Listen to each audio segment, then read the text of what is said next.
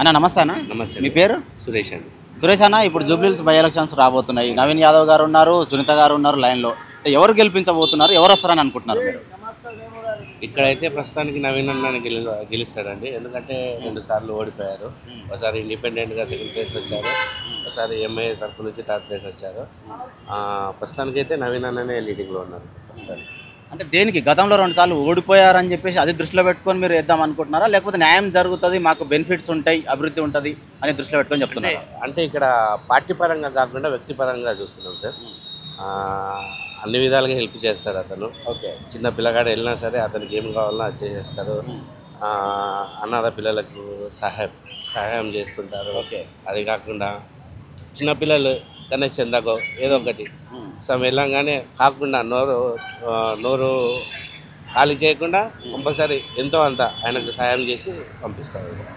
అంటే ఇప్పుడు ఒకవేళ మేము వ్యక్తిని చూసి వేస్తున్నాము, పార్టీకి సంబంధం లేదంటున్నారు కదా, ఒకవేళ అతను బీఆర్ఎస్లో ఉంటే కూడా అతనికి వేసేవాళ్ళ మీరు? బీఆర్ఎస్లో రాడ్ చేస్తారు ఆల్రెడీ. ఒకవేళ బీఆర్ఎస్ అయినా బీజేపీ అయినా ఆయన ఏ పార్టీలోకి వెళ్ళినా కూడా, ఏ పార్టీలో ఉన్నా సార్ ఆయన వ్యక్తిపరంగా చాలా మంచివారు. వ్యక్తిని చూసి ఓట్లు వేస్తాం సార్.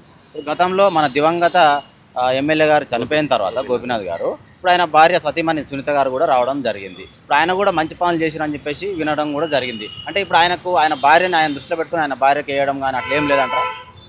సార్ సానుభూతి ఓట్లు అనేది కొంతవరకే పడుతుంది సార్. అది ఓకే. వ్యక్తిపరంగా అయితే ఈయనకే వేయాలని మా ఆలోచన సార్. అంటే ఒకవేళ సునీత గారు వస్తే గోపీనాథ్ గారు ఎంత అయితే రిస్క్ చేసి ఆయన పాటుపడ్డాడు అభివృద్ధి కోసం, ఏమంత చేయలేదు అనేది ఏమని అనుకుంటున్నారా? డెవలప్మెంట్ అయితే ఏం లేదు సార్ జూబ్లీహిల్స్ కాన్స్టిట్యూన్సీలో డెవలప్మెంట్ ఏం లేదు. రోడ్లు డ్రైనేజీలు ఏం లేదు. ఈసారి నవీన్ అన్నని గెలిపించి ఆ డెవలప్మెంట్ని మేము చూసుకోవాలని కోరుకుంటున్నాం. ఆయన గతంలో ఇప్పుడు ఎవరైనా నోరు తెరిచి అడిగితే కాదనడు, నోరు ఖాళీ చేయడం అని చెప్పేసి మీరు చెప్తున్నారు స్వయంగా. అంటే ఇప్పుడు గోపీనాథ్ గారు అలా చేసిన సందర్భం ఏం లేదా ఎప్పుడు కూడా? గోపీనాథ్ దగ్గర అపాయింట్మెంట్ దొరకడానికే కష్టం కదా సార్. ఈయన దగ్గర అర్ధరాత్రి డోర్ కొట్టినా ఇంటికి వెళ్ళిపోవచ్చు. ఓకే. నవీన్ గారి దగ్గర. అంటే మీరు వ్యక్తిత్వం చూసి మీరు గెలిపించాలనుకుంటున్నారు? అవును సార్. ఓకే. ఖచ్చితంగా న్యాయం జరుగుతుందని అనుకుంటున్నారు? న్యాయం జరపాలని అనుకుంటున్నాం సార్. న్యాయం జరగాలనే కోరుకుంటున్నాం మేము కూడా. ఇప్పుడు కాంగ్రెస్లో ఏంటంటే వచ్చినప్పటి నుంచి కూడా గతం నుంచి మనం ఒక 1.5 ఇయర్ నుంచి చూసుకున్నట్లయితే హైడ్రా అనేది కొత్తగా తీసుకొచ్చింది. అంటే దాదాపుగా ప్రజల్లో ఏముందంటే హైడ్రా వల్ల భూములు ముఖ్యంగా పేదలయే నష్టపోతున్నాం అని చెప్పి చెప్తున్నారు కదన్న. అంటే మీరు కాంగ్రెస్ పార్టీలో ఇలాంటివి కూడా అవకతవకలు ఉన్నాయి అని చెప్పి చెప్పండి అనుకున్న సందర్భం ఉందా? సార్ అది పార్టీ పరంగా కదా సార్. హైడ్రా ఒక విధంగా మంచి చేసింది, చెడు చేసింది. చెరువులు కబ్జాలు చేసిన వాళ్ళందరికీ కూలగొట్టింది.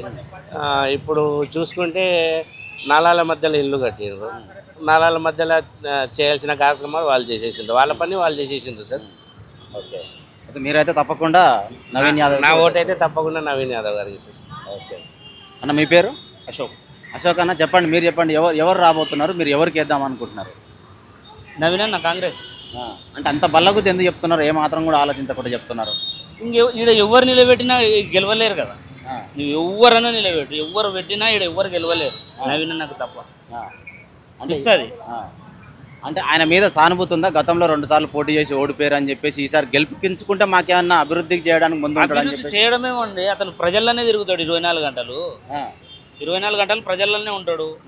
చేయడమేముంది. ఇప్పుడు ఆయన మీద రీసెంట్గా ఎలిగేషన్స్ కూడా వచ్చినాయి, ఓట్ల పంపిణీ అనేది చేసిండు, ఇలా చేయకూడదు కదా అని చెప్పేసి ఎలక్షన్ కమిటీ వాళ్ళు కూడా వాళ్ళ మీద కేసు వేయడం జరిగింది. దీని గురించి ఏమంటారు? ఏదో ఒకటి గవర్నమెంట్ ఏదో నింద చేయలే కదా ఇప్పుడు కాంగ్రెస్ మీద. ఏదో ఒకటి నవీన్ అన్న రాకుండా చేయలే కాబట్టి అట్లా చేసిండ్రు వాళ్ళు. రఘునందనే కదా. ఓకే. అయితే మొత్తానికైతే ఆయన మీద ఎలాంటి ఎలిగేషన్స్ వచ్చినా మీరైతే స్ట్రిక్ట్గా ఒక్కరి మీదనే ఫిక్స్ అయి ఉన్నారు? నవీన్ అన్ననే, వేరే వాళ్ళ ఆప్షనే లేదు అసలు. ఆయన వేరే వాళ్ళకి ఇచ్చి లేకుంటే నవీన్ అన్నకు టికెట్ ఎందుకు ఇస్తారు? వేరే వాళ్ళకి ఆప్షన్ లేదు కాబట్టి, ఎవరు గెలవలేరు కాబట్టి నవీన్ అన్నకి ఇచ్చారు. ఆయన అయితేనే గెలుస్తాడు, ఇక్కడ వేరే వాళ్ళు గెలవలేరు. ఒకవేళ గోపీనాథ్ గారు గతంలో చేసిన అభివృద్ధిని కావచ్చు, ప్రజల మధ్యలో తిరిగిన దాన్ని కానీ దృష్టిలో పెట్టుకొని సునీత గారికి కొంతమంది, అంటే ఇప్పుడు మీరు 50% వేస్తామంటే మిగతా 50% ఆమెకి వేసే అవకాశం ఏమైనా కనబడుతుంది? ఆమెకి వెయ్యరు, వెయ్యరు. సార్లు 10 సంవత్సరాలు చూసిండ్రు. టీఆర్ఎస్ ఎన్నిసార్లు చూస్తారు? 10 సంవత్సరాలు చూసిండ్రు. ఆమె సునీత ఎవరు, ఆమెకి ఎవరు తెలుసు ప్రజలలో? ఎవరికని తెలుసా? ఇప్పుడు 10 మందిని అడగండి ఇక్కడ, సునీత ఎవరికని తెలుసా? సునీత ఎవరన్నా అడిగిందా? ఎక్కడన్నా ప్రజల్లో తిరుగుతుందా? ఎవరికి తెలియదు సునీత. ఇప్పుడు సానుభూతి అంటారు, సానుభూతితోనే పడవచ్చు, పక్క రాష్ట్రంలో కూడా అట్లే పడ్డాయి గెలిచారు అంటారు. ఆ సానుభూతి పనిచేయదు. అది ఉన్నోళ్ళకు, పెద్ద పెద్ద వాళ్ళకు, పేరున్నోళ్ళకు పనిచేస్తుంది. ఓకే.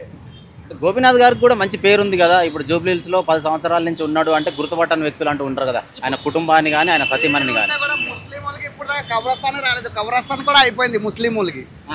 శ్రీరామనగర్లో కబ్రస్థాన్లో ఖాళీ కూడా లేవు. సానుభూతి ఉంటే ఇప్పుడు దాకా 15 సంవత్సరం 3 సార్లు గెలిచారు. ఆ కబ్రస్థాన్ కోసం కొన్న అదైనా చేయాల్సింది కదా. సునీత గారికి ఎవరు చూసుకుని వేస్తారు చెప్పండి.